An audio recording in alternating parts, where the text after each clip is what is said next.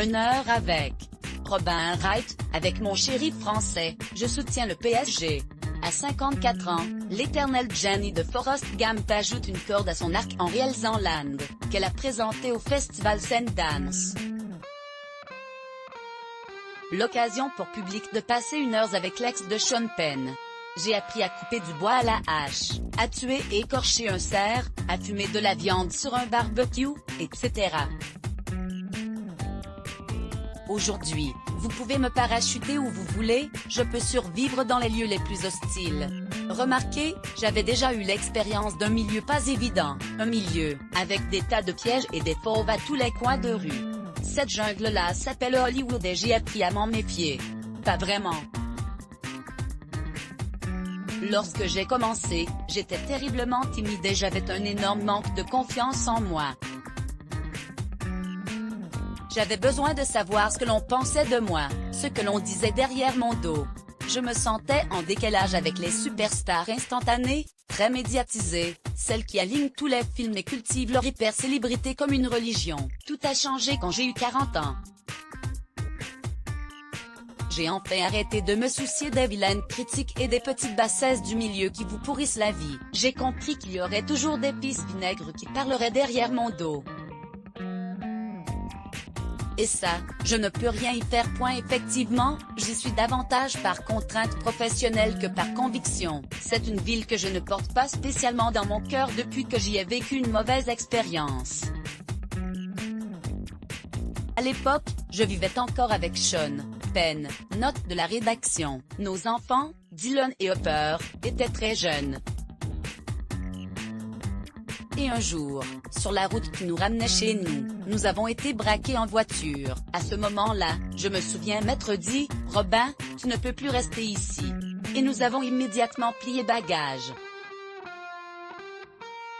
On a pris la direction de Marin County, à quelques encablures du Golden Gate Bridge de San Francisco. Là-bas, la vie était simple, nous ne fermions jamais notre porte à clé. Nous y sommes restés 16 ans. Pas du tout.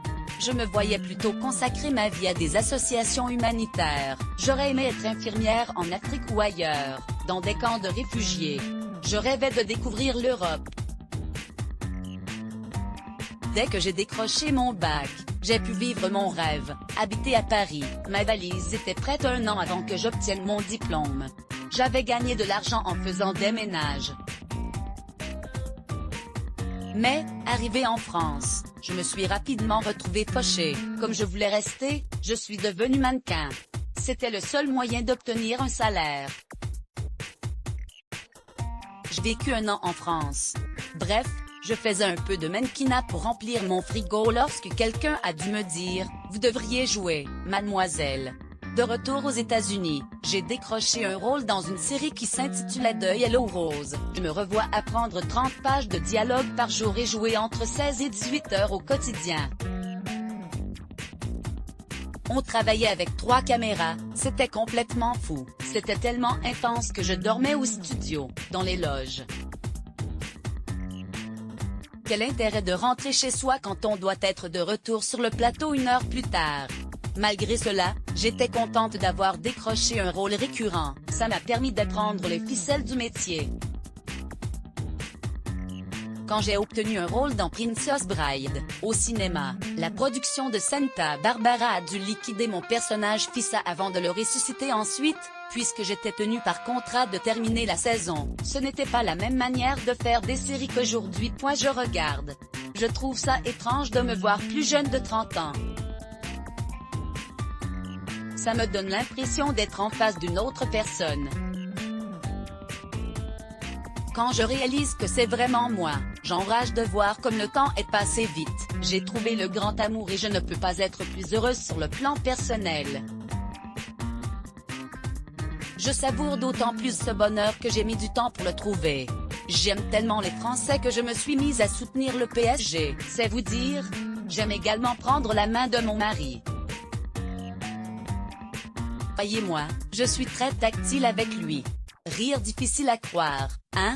Ed Portan, Dylan et Hopper sont désormais de grandes personnes. Ils ont tous deux tenté leur chance à l'université mais ça n'a pas collé.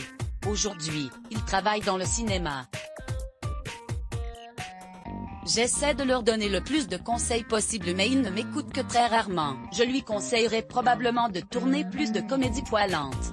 Surtout maintenant. On aurait besoin de se marrer à l'heure où je vous parle. Aujourd'hui, j'ai envie de moins jouer et de réaliser plus. J'ai été actrice toute ma vie. C'est comme goûter un nouveau dessert et avoir envie de retourner dans le restaurant où vous l'avez savouré. Date clé, 1. 1984-1988. Robin a 18 ans lorsqu'elle est repérée pour jouer le rôle de Kelly Capwell dans la sitcom Santa Barbara. Elle tournera 495 épisodes en 4 ans. 2. 1989-2010. La première fois que je l'ai vu, j'ai su que c'était l'homme de ma vie, confiera Robin au sujet du père de ses enfants, Sean Penn. Pas de toute la vie. 3. 2013-2018. En 2013, Robin signe son grand retour en hype en décrochant le rôle de Claire Underwood dans la série House of Cards, où elle donne la réplique à Kevin Spacey. 4. 2021. Depuis 2017, Robin file le parfait amour avec le Français Clément Giraudet de près de 20 ans, son cadet. Ils se sont même dit oui en 2018. Franck Rousseau, notre correspondante